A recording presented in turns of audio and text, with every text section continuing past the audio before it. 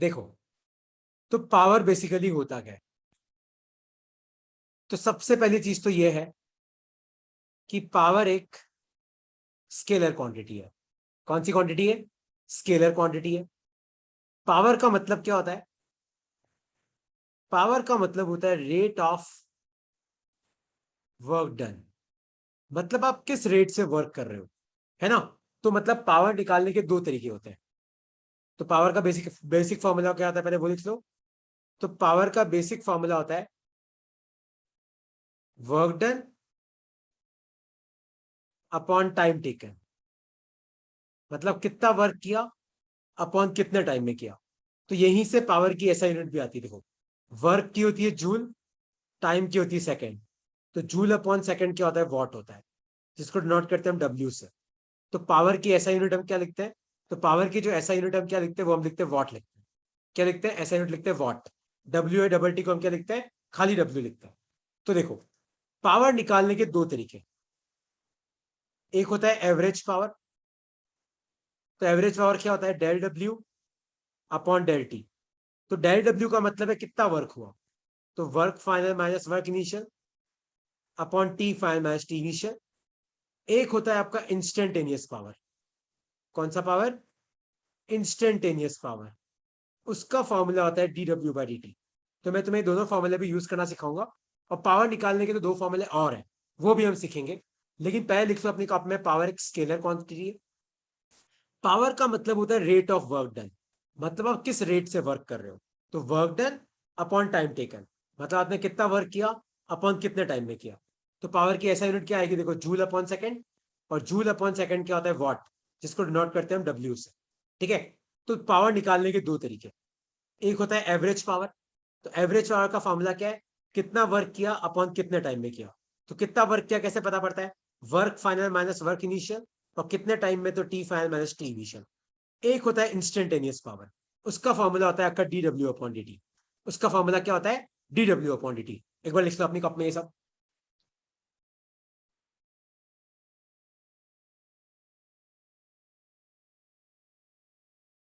ठीक है। तो पावर एक स्केलर क्वांटिटी है। रेट ऑफ वर्क डन मतलब होता है, पावर होता है work done upon time taken, कितना वर्क किया अपॉन कितने टाइम में किया। तो निकालने के दो तरीके। एक होता है एवरेज पावर, जिसका फॉर्मूला होता है del W upon del T. एक होता है instantaneous power, D W upon D T. तो देखो, अब इन सब फॉर्मुलेस को हम यूज कैसे करते हैं। जैसे मान लो कि तुम्हारे एग्जाम में क्वेश्चन आ जाता है, solve if work done is equal to T square. मतलब आपको दे रखा है कि कितना वर्क किया, वो किस पे डिपेंड कर रहा है? टाइम पे। तो डब्ल्यू इक्वल टू स्क्वायर। तो फाइंड, आपको दो चीजें निकालनी। पहला, power supplied between 2 second and 4 second. और दूसरा है पावर सप्लाइड एट 2 सेकेंड। देखो, अब तुम सब लोग ध्यान से सुनना। तो पावर निकालने के दो तरीके हैं। एक होता है एवरेज पावर। तो एवरेज पावर कैसे निकालते हैं? कितना वर्क किया अपॉन कितने टाइम में किया। तो final work minus initial work upon final time minus initial time. एक होता है instantaneous power, D W by D T. तो इस क्वेश्चन को तुम ध्यान से देखो। तो क्वेश्चन में लिखा हुआ है if W equal to T square, मतलब आप कितना वर्क कर रहे हो वो टाइम पे डिपेंड कर रहा है। तो जो पहला क्वेश्चन है ना, power supplied between 2 second and 4 second. तो आपको इनिशियल टाइम कितना दे रखा है? 2 सेकेंड। आपको फाइनल टाइम कितना दे रखा है? 4 सेकेंड। तो आपका इनिशियल वर्क कितना आ जाएगा? तो 2 का स्क्वायर कितना हो जाएगा? 4 जूल। आपका फाइनल वर्क कितना आ जाएगा? तो 4 का स्क्वायर कितना हो जाएगा? 16 जूल। है ना? मतलब देखो, अब इसका मतलब तुम समझना सब लोग। देखो, इसका मतलब यह है कि 2 सेकेंड तक आप कितना वर्क कर चुके हो? 4 जूल। 4 सेकेंड तक आप कितना वर्क कर चुके हो? 16 जूल। तो आप मुझे बताओ, 4 सेकेंड और 2 सेकेंड के बीच में कितना वर्क किया। तो जब अपने पास दो टाइम होते हैं ना, इनिशियल और फाइनल, तो अपन जो पावर निकालेंगे वो एवरेज पावर है। तो उसका फॉर्मूला है work final minus work initial upon T final minus T initial. तो ये कितना आ जाएगा? 16 में से 4, नीचे आ जाएगा 4 में से 2।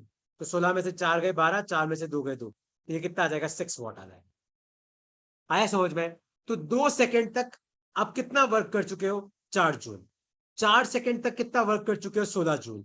तो आप मुझे बताओ, 4 सेकंड और 2 सेकंड के बीच में कितना वर्क किया, तो 16 में से 4 गए 12, और 4 सेकंड और 2 सेकंड के बीच में कितना टाइम होता है 2, तो ये आ गया 6 वॉट। और दूसरा है पावर सप्लाइड एट 2 सेकंड, तो आपको बताना है कि 2 सेकंड पे कितना पावर सप्लाई किया।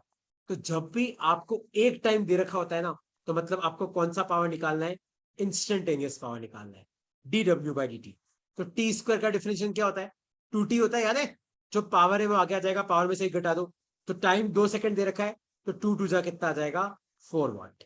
ये आ गया आपका आंसर। तो ऐसे निकालते हैं हम। तो जब भी आपको दो टाइम के बीच में कोई चीज निकालनी है, तो वो क्या होती है एवरेज। जब भी आपको एक टाइम के निकालनी है, तो वो क्या होती है इंस्टेंटेनियस। इस तरीके से करते हैं। किसी को इसमें कोई डाउट है तो आप तो मुझसे पूछ सकते हो यार।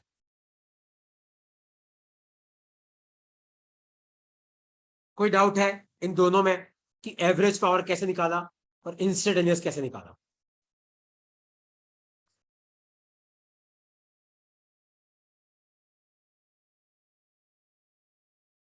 ओके, कोई डाउट नहीं है, नेक्स्ट लिखो अपनी कप में। Power formula dot product form. देखो मैंने तुम्हें क्या सिखाया, पावर क्या होता है, dw/dt होता है। और अगर तुम लोगों को याद हो, तो याद है इस चैप्टर के शुरुआत में मैंने तुम्हें पढ़ाया था कि छोटा सा वर्क क्या होता है, फोर्स डॉट डिस्प्लेसमेंट, याद है? तो वर्क क्या हो जाएगा,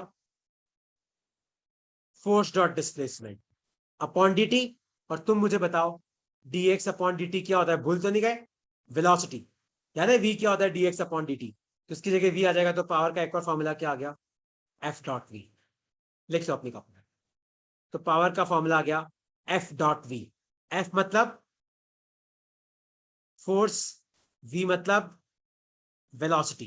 पर f.v को हम क्या लिख सकते हैं, एफ वी कॉस थीटा। मतलब सपोज करो कि तुम्हारा फोर्स यहां लग रहा है, मान लो तुम्हारी वेलोसिटी इधर की तरफ है, और मान लो बीच का एंगल है थीटा। तो अगर तुम्हारे पास दोनों वेक्टर में दे रखे, तो आप f.v निकाल सकते हो।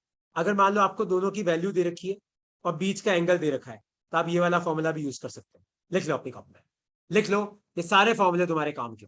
तो पावर का एक फॉर्मूला मैंने पहले पढ़ा दिया, rate of work done upon time taken, del W upon del T या फिर dw/dt। एक और फॉर्मूला क्या है, ये वाला f.v। तो अगर तुम्हारे पास फोर्स वेक्टर है, अगर तुम्हारे पास वेलोसिटी वेक्टर है, तो पावर कैसे निकालेंगे, f.v या फिर एफ वी कॉस थीटा। तो अगर तुम्हारे पास मान लो फोर्स की वैल्यू है, वेलोसिटी की वैल्यू है, और बीच का एंगल है, तो आप ये वाला फॉर्मूला यूज कर सकते हो। अगर आपके पास दोनों वेक्टर है, तो आप चाहो तो डॉट प्रोडक्ट कर सकते हो। आया समझ में कि नहीं समझ में आया? लिख लो अपनी कॉपी।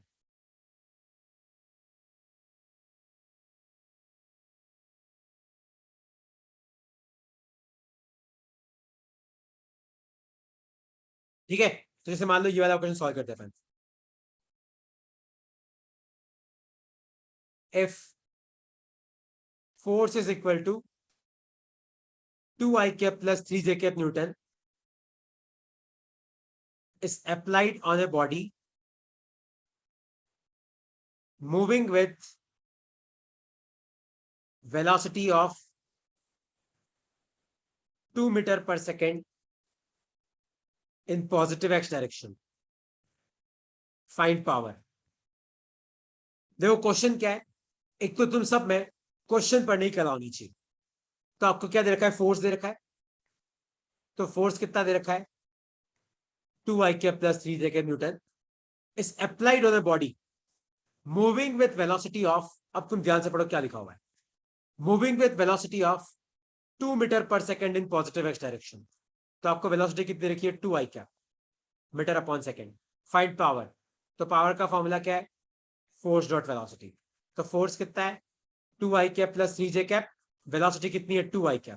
अब तुम लोग ध्यान से सुनो, अगर तुम डॉट प्रोडक्ट करना भूल गए हो, तो अब तुम ध्यान से देखना, डॉट प्रोडक्ट कैसे करते हैं, आई वाले को मल्टीप्लाई करो, देखो आई के साथ 2 है, यहाँ पे भी आई के साथ 2 है, तो 2 × 2 प्लस जे वाले को मल्टीप्लाई करो, यहाँ पे जे के साथ 3 है, उधर तो जे के साथ कुछ है ही नहीं, 0। तो ये कितना आ गया, 2 × 4 + 0, तो आपका आंसर कितना आ गया, 4 वाट। ये इसका आंसर है। लिख लो अपनी कॉपी में। और कोई डाउट है इस क्वेश्चन में तो तुम मुझसे पूछ सकते हो यार।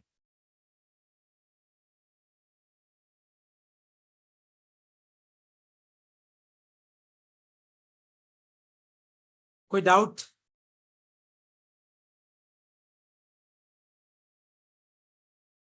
मनसिज भाई कोई डाउट है? अंशिका कोई डाउट है? पहल कोई डाउट है? अर्चना, भावन कोई डाउट है? आद्या तो पूछो यार।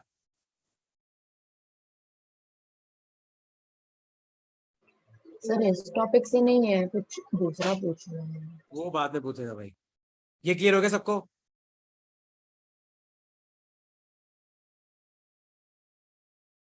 ओके, तो अगर ये क्लियर हो गया तो ये वाला क्वेश्चन तुम लोग सॉल्व करो। तुम सबका एक क्वेश्चन सॉल्व करना है, ध्यान से देखो। सपोज करो कि यहां पे कोई एक मास पड़ा है m, तो क्वेश्चन में लिखा हुआ है मास m is initially at rest if force F is applied on mass m, comma, find power supplied at time t। तो आपको बताना है कि t टाइम पे आप इसको कितना पावर सप्लाई कर रहे हो।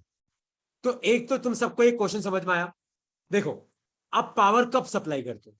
जब आप किसी चीज पे फोर्स लगाते हो और उस चीज की वेलोसिटी होती है ना? तो देखो, mass M is initially at rest, तो मतलब ये शुरू में रेस्ट पे है, तो यू कितना दे रखा है? 0। फिर आपने इस पे एक फोर्स लगाया, कितना फोर्स लगाया? एफ। तो फोर्स क्या होता है? Mass into acceleration. तो एक्सलेरेशन कितना हो जाएगा? एफ अपॉन एम हो जाएगा। Find power supplied at time T. तो पावर का फॉर्मूला क्या होता है? एफ वी कॉस थीटा होता है। देखो, अगर तुम इस मास पे फोर्स इधर लगाओगे तो उसकी वेलोसिटी भी इधर की तरफ ही होगी, है ना? ये एक तरीके से 1D है, तो एफ और वी सेम डायरेक्शन में, तो थीटा तो कितना हो गया? 0। क्योंकि जब दोनों सेम डायरेक्शन में, तो कॉस 0 कितना होता है? 1। तो पावर का फॉर्मूला कितना आ जाएगा? Force into velocity. अब फोर्स तो है हमारे पास, वेलोसिटी नहीं है, लेकिन v इक्वल टू क्या होता है? u प्लस ए टी होता है। तो u कितना है? 0। a कितना है? F upon M. t की जगह आ जाएगा t, तो आप v की जगह क्या पुट कर दो? F upon M T. तो आपका आंसर कितना आ जाएगा? F square upon M T. तो ये आ गया आपका पावर। कोई भी डाउट है इस क्वेश्चन में तो अब तुम पूछ सकते हो कि तुम्हें कहां डाउट आ रहा है। अंशिका बेटा कोई डाउट है? पहल कोई डाउट है? आद्या कोई डाउट है तो पूछो। मनसज,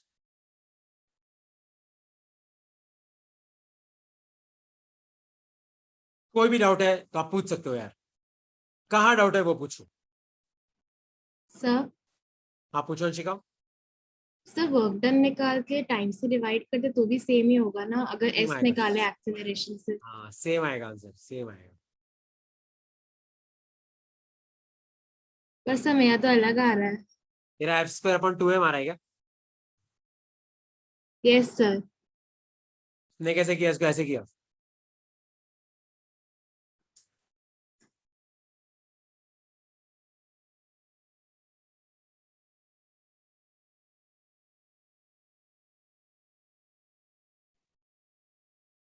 ऐसे किया क्या? Yes sir.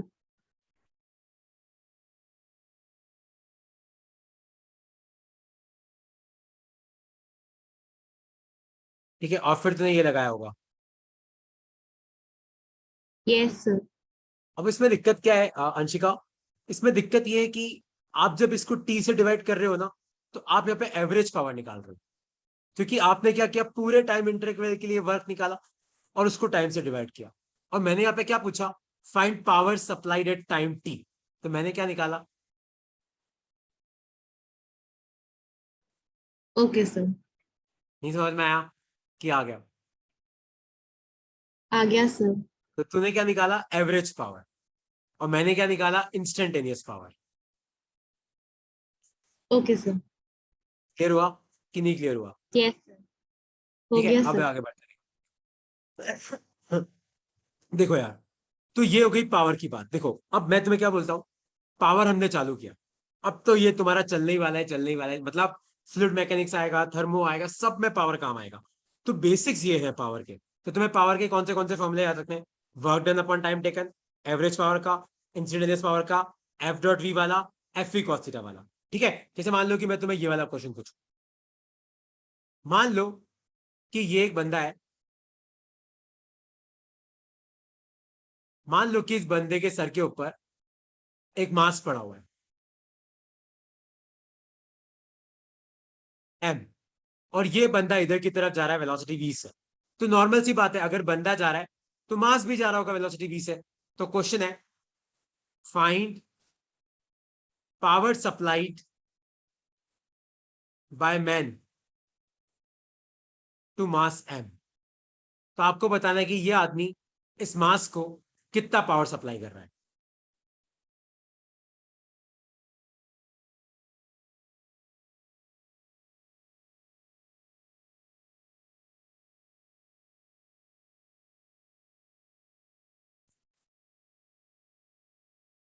तो ये आदमी है, इसके सर पे एक मास है, आदमी भी जा रहा है वी से, मास भी जा रहा है वी से। तो आपको बताना है कि ये आदमी इस मास पे कितना पावर सप्लाई कर रहा है।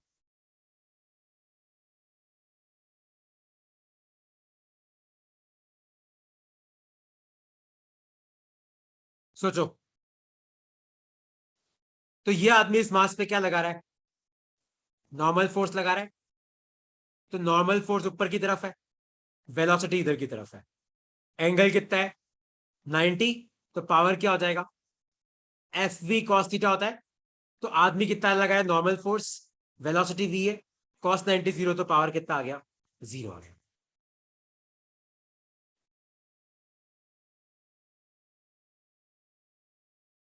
नहीं आया समझ में कि आ गया?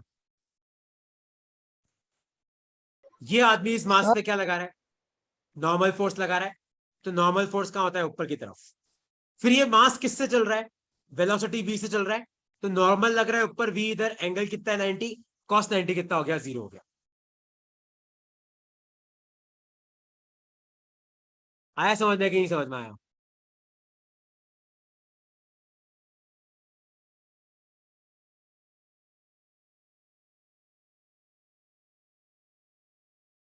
आ गया सर। ठीक है, देखो अब यहां पे एक क्वेश्चन में ट्रिक है। यहां पे ये क्वेश्चन थोड़ा सा चेंज भी हो सकता है। जैसे मान लो कोई तुम्हें बोले कि बताओ इस इंसान के सर पे फ्रिक्शन है तो क्या होगा? क्या फिर भी पावर जीरो होगा? ये सोचना तुम। मान लो कि इसके सर पे और मास के जो फ्रिक्शन है, तो इसके बारे में क्या होगा सोचना तुम, है ना। एक बार मुझे बताना, तुम्हें क्या लगता है, ये तुम्हें अभी करके देना है मुझे, कि अगर मान लो इसके सर पे फ्रिक्शन है तो फिर कैसे सॉल्व करोगे इसको। ठीक है, देखो अब नेक्स्ट लिखो अपनी कॉपी में, work done from conservation of energy, bracket में लिखना नो फ्रिक्शन। मान लो फ्रिक्शन नहीं है। तो तुम सब मुझे एक बात बताओ, सपोज करो कि ये कोई बंदा है, मान लो इसका नाम है राहुल। मान लो अभी इसके पास 300 रुपए है, और मान लो थोड़ी देर के पास राहुल के पास 500 रुपए है। तो बताओ राहुल को कितने रुपए मिले? पहले 300 थे, बाद में 500 हो गए, मतलब राहुल को कितने रुपए मिले? 200 रुपए मिले। तो उसी तरीके से मान लो कोई सिस्टम है, उसकी इनिशियल एनर्जी है टी आई। टी आई का मतलब है टोटल इनिशियल एनर्जी। मान लो उसकी फाइनल एनर्जी है टी एफ। तो उस पर वर्क कितना होता है? T final minus T initial. तो मान लो कि सिस्टम पे वर्क हो रहा है, तो मैं तुम्हें पूछू कि बताओ कितना वर्क हो रहा है। तो आप क्या करो, बाद में कितनी एनर्जी है वो पता करो, पहले कितनी एनर्जी है वो पता करो, उनका डिफरेंस निकालो, तो आपको वर्क मिल जाएगा। तो वर्क लिखो अपनी कॉपी में। तो लिखो T final minus T initial. और टी फाइनल क्या होगा? के फाइनल प्लस यू फाइनल। और टी इनिशियल क्या होगा? के इनिशियल प्लस यू इनिशियल। तो तुम बोलो कि सर यार, मान लो कि कोई एक्सटर्नल वर्क हुआ ही नहीं, तो अगर मान लो कोई एक्सटर्नल वर्क नहीं हुआ होगा, तो टी फाइनल टी इनिशियल बराबर होंगे, तो अपने आप ही जीरो हो जाएगा। और मान लो कि एक्सटर्नल वर्क हुआ होगा, तो वो इस फॉर्मूले से पता पड़ जाएगा। लिख लो अपनी कॉपी में, लिख लो। तो मान लो फ्रिक्शन नहीं है, तो वर्क क्या होता है? Final energy minus initial energy. लिख लो अपनी कॉपी में।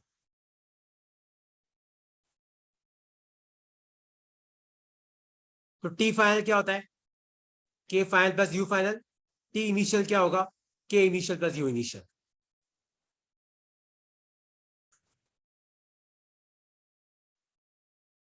ठीक है, जैसे मान लो कि इसका क्वेश्चन के साथ है, सपोज करो तुम्हारे एग्जाम में ऐसा क्वेश्चन आता है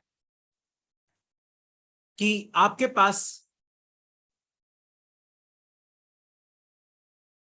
ये कोई पुली है और यहां पे कोई मास लटक रहा है m, मान लो कि ये लेंथ है l। तो क्वेश्चन है कि आपको क्या करना है, एक तो इस मास को ऊपर ऊपर खींचना है।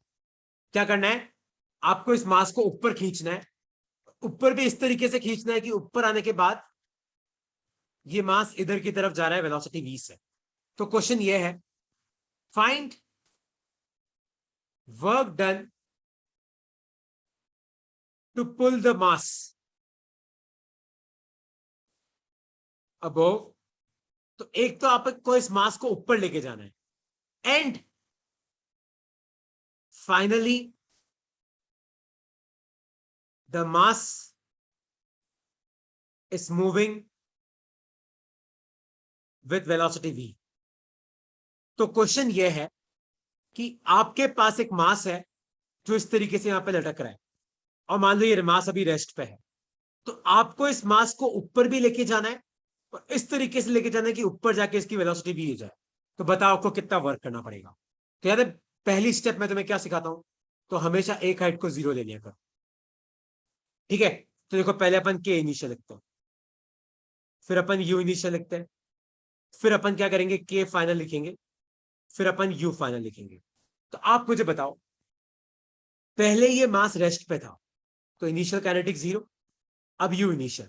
देखो आपकी ये वाली हाइट 0 है तो आपका मास कितना नीचे L, तो पोटेंशियल एनर्जी क्या हो जाएगी -mgl।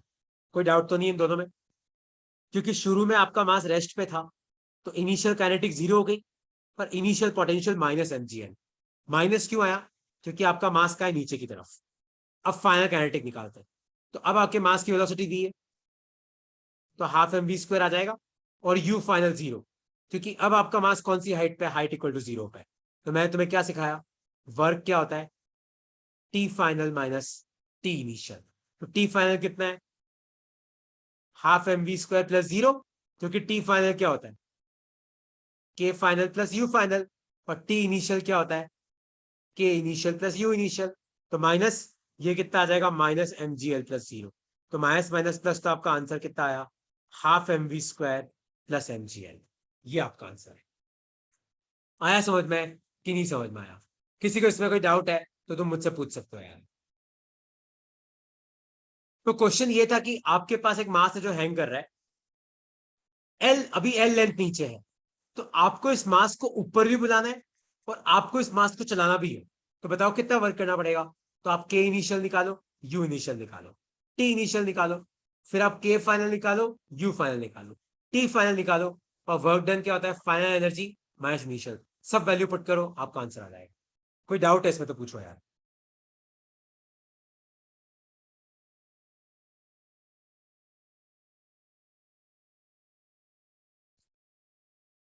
कोई डाउट है इसमें तो आप पूछ सकते हो यार। अंशिका बेटा कोई डाउट है? मनसेज भाई? No sir. क्लियर हो गया सबको? ओके, तो तुम्हें कोई डाउट नहीं है तो ये वाला क्वेश्चन सॉल्व करके बताओ मुझे। आपके पास 1 सेकेंड,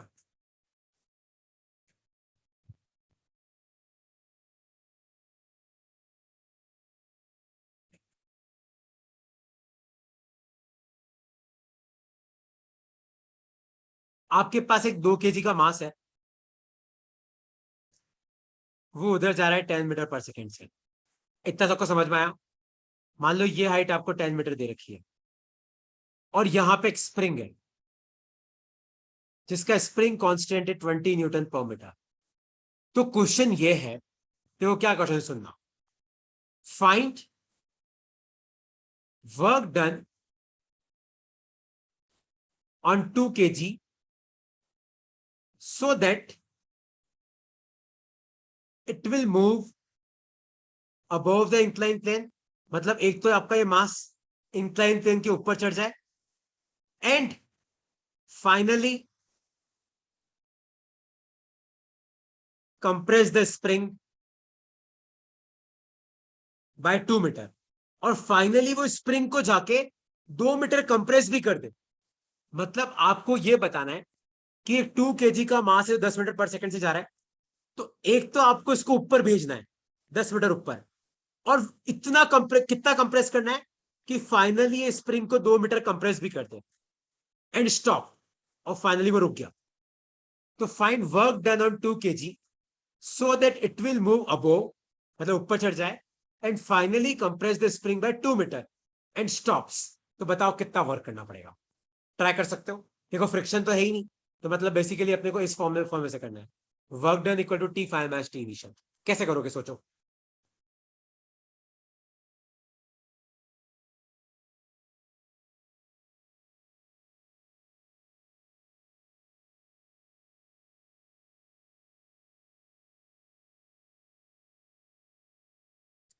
कितना होगा चेक करो। देखो एक हाइट को 0 लेना है, तो मान लो मैंने इस हाइट को 0 ले लिया, तुम्हारे ऊपर है तुम किसको 0 लो। तो आप के इनिशियल निकालो, आप यू इनिशियल निकालो, फिर आप के फाइनल निकालो, फिर आप यू फाइनल निकालो। मतलब ये आपका इनिशियल पोजीशन है, ये आपका फाइनल पोजीशन है। कितना होगा के इनिशियल? हाफ mv², तो हाफ इंटू 2 इंटू 10 तो कितना आ गया 100 जूल। अब देखो यू इनिशियल, तो यहां पे आपके ग्रेविटी भी है और यहां पे स्प्रिंग भी है, लेकिन यार अपना जो मास है वो तो h इक्वल टू 0 पे ही है, तो ग्रेविटी वाला तो 0 हो गया। और जब आपका मास यहां पे था तब तो स्प्रिंग में कोई कंप्रेशन था ही नहीं, तो स्प्रिंग में ही 0 है, तो ये कितना आ गया 0। तो आपका टी इनिशियल कितना आया 100 जूल आ गया। इसमें तो कोई डाउट नहीं किसी को। पहल, मनसेज, अर्चना बेटा, भावन, इसमें तो कोई डाउट नहीं है कि मैंने इनिशियल एनर्जी कैसे निकाली। No sir. अब देखो के फाइनल निकालते हैं, पर मैंने क्या लिखा देखो यहाँ पे, स्टॉप्स, रुक गया, तो 0 हो गया। और you final mgh plus half के x²। तो मास कितना है देखो 2, जी कितना है देखो 10, और ये कितना ऊपर चढ़ा, देखो कितना ऊपर आ गया 10 आ गया, क्योंकि अब आपका मास कितनी हाइट पे 10, क्योंकि नीचे वाली हाइट 0 है, तो ऊपर तो 10, तो ये आ जाएगा 10 प्लस हाफ के कितना है 20, और आपको कितना कंप्रेस करना है 2 मीटर, तो 2 इंटू 2, तो 2 से 2 गया, तो ये कितना आ जाएगा 200 प्लस 40, तो 240 जूल। तो आपका फाइनल एनर्जी कितनी होगी, तो के फाइनल प्लस यू फाइनल 240 होगा। तो वर्क डन कितना होता है 240 माइनस 100, तो आपका आंसर कितना आया 140 जूल आपका आंसर। कोई भी डाउट है इस क्वेश्चन में तो आप तो मुझसे पूछ सकते हो यार।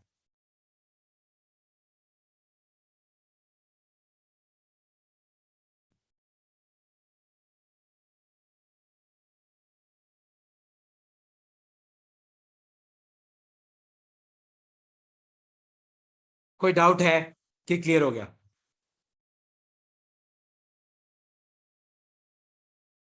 सर ऐसा सही आपने एक क्वेश्चन लास्ट क्लास में दिया था ना होमवर्क के उसमें, मतलब हाँ फॉर्मूले। हाँ, वो मैं भी करा देता हूँ, मैं सर वही वो कराने वाला बिल्कुल ही नहीं टेंशन मत। आया मुझे। मुझे याद है वो फ्रिक्शन वाला ना, मैं अभी कराता हूँ, रुको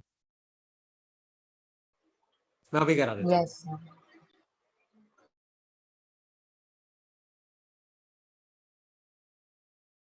ठीक है, देखो आई होप तुम्हें समझ में आ गया हो। तो देखो एक तो ये तरीके होते हैं। अब मान लो कि फ्रिक्शन है, तो लिखो work done bye conservation of energy including friction. मान लो कि अब आपका फ्रिक्शन है, तो कैसे करेंगे। अच्छा तुम सब लोग मुझे एक बात बताओ, सपोज करो कि ये चिंटू है, मान लो इसके पास अभी 200 रुपए, और मैं थोड़ी देर के बाद देखा तो चिंटू के पास 400 रुपए हो गए, और रास्ते में इसने 100 रुपए खर्च भी कर दिए। तो आप मुझे बताओ चिंटू को कितने पैसे मिले होंगे, बताओ। पहले 200 थे, अभी 400 है, और रास्ते में 100 भी खर्च भी किए, तो बताओ इस बंदे को कितने रुपए मिले होंगे, सोचो। तो देखो कितने मिले होंगे, देखो एक तो 200 के 400 हो गए, तो 200 रुपए तो इसके पास ये एक्स्ट्रा है, और रस्ते में 100 रुपए खर्च किए, तो 100 रुपए वो भी तो थे। सो कितने रुपए मिले? 300 रुपए मिले कि नहीं मिले? तो अगर आपका फ्रिक्शन है तो आपको देखो वर्क कैसे निकालना है। एक तो T final minus T initial plus work done by friction.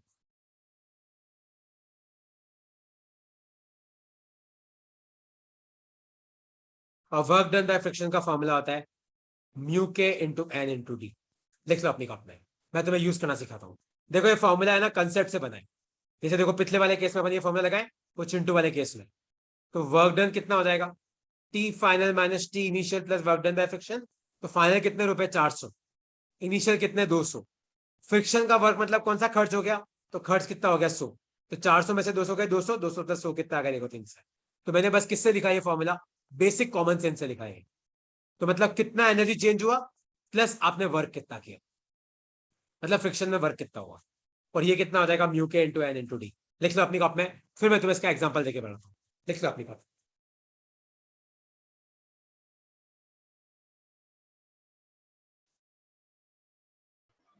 Sir work done के टोटल कितने फॉर्मूलाज हो रहे हैं? बहुत सारे हो गए, 8-9 हो गए। मैं लिख के भेज देता हूँ तेरे को, याद हाँ है। सर, मेरे को तो भूल ही गया है।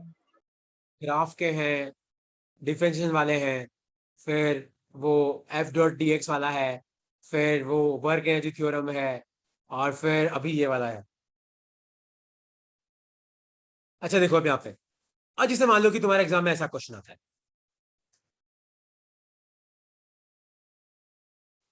सपोज करो कि आपके पास यहाँ पे एक 2 kg का मास है, वो 10 मीटर पर सेकंड से जा रहा है। मान लो कि ये खुरद रहा है, मतलब सपोज करो आपको म्यू के दे रखा है 0.2, और मान लो कि मैं ये चाहता हूं ये इनिशियल है और फाइनली ऐसा हो जाए।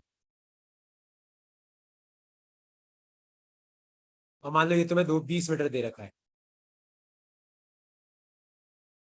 तो क्वेश्चन है find work done on mass so that it can cover the frictional path, मतलब उसको ये फ्रिक्शन वाला पाथ भी आपको कवर कराना है, and its velocity increases from, और आपको उसकी वेलोसिटी इंक्रीज भी करानी है from 10 metre per second to 20 metre per second. तो बताओ आपको इस पर कितना वर्क करना पड़ेगा? तो देखो तुम्हें भी पता है वर्क तो करना पड़ेगा भाई, क्योंकि पहले 10 है, एक तो 20 करनी है, तो वैसे ही करना है। अब यार रास्ते में फ्रिक्शन भी है, तो वो वर्क भी करना है। तो देखो अपन क्या करते हैं, मान लो कि ये वाली हाइट 0 है, तो आप के इनिशियल निकालो, कितना आएगा? हाफ इंटू 2 इंटू 10 इंटू 10 आएगा, हाफ एम वी स्क्वायर। तो 10 10 जा कितना हो गया? 100 जूल। अब आप यू इनिशियल निकालो, तो हो जाएगा एम जी एच। लेकिन यार यही हाइट 0 है तो 0 हो गया, तो आपका टी इनिशियल तो कितना आ गया? 100 जूल आ गया। अब अपन टी टी फाइनल निकालो, देखो के final half M V square, तो हाफ इंटू 2 इंटू 20 इंटू 20, तो ये तो कितना आ गया? 400 जूल आ गया। यहाँ पे भी यू फाइनल 0 है देखो, क्योंकि अभी भी ये हाइट तो 0 ही है, सेम हाइट है। तो टी फाइनल कितना हो गया? 400 जूल। लेकिन ध्यान से देखो, यहाँ पे फ्रिक्शन है, तो फ्रिक्शन कितना, फ्रिक्शन में कितना खर्च हो जाएगा? न्यू के इंटू एन इंटू डी, तो 0.2, और नॉर्मल कितना लगेगा? देखो ये आपका 2 kg है, तो नीचे की तरफ mg लगता है, ऊपर की तरफ नॉर्मल। लेकिन ना तो आपका मास ऊपर जा रहा है नीचे, तो नॉर्मल किसके बराबर है? mg। तो m कितना है? 2, g कितना है? 10, और d कितना है? 20। तो बस नीचे आ गया 10, 10 से 10 गया, तो 2 2 जा 4, 24 जा कितना आ गया? 80 जूल आ गया। तो वर्क कितना करना पड़ेगा? T final minus T initial plus work done by friction. तो 400 में से 100 गए 300, तो ये 300 प्लस 80 कितना हो गया? 380 जूल आपका आंसर। तो इतना वर्क आपको करना पड़ेगा। आया समझ में कि नहीं समझ में आया? कि कोई डाउट है तो तुम पूछ सकते हो यार, क्योंकि ये फ्रिक्शन वाला वर्क खर्च हो गया। तो एक तो आपको इसकी एनर्जी 100 से लेके 400 करनी है, तो 300 तो वो हो गए, देखो 300 ये हो गए, और रास्ते में कितना खर्च हुआ? 80, वो भी तुम्हें देना पड़ेगा, तो 380 हो गया।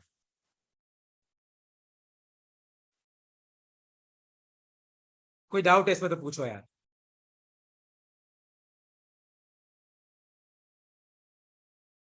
अंशिका बेटा समझ में आया? मनसिज भाई, पहल, अर्चना, भावन, कोई डाउट है तो पूछो इसमें। सर मैं तो कंफ्यूज ही हो गई हूँ। कंफ्यूज होना ही नहीं बेटा, वही तो है। क्या हो गया? सर ये वर्क डन बाय फ्रिक्शन से बताना एक बार। एक वर्क डन बाय फ्रिक्शन का formula mu K into N into D, क्योंकि वर्क का फॉर्मूला क्या होता है?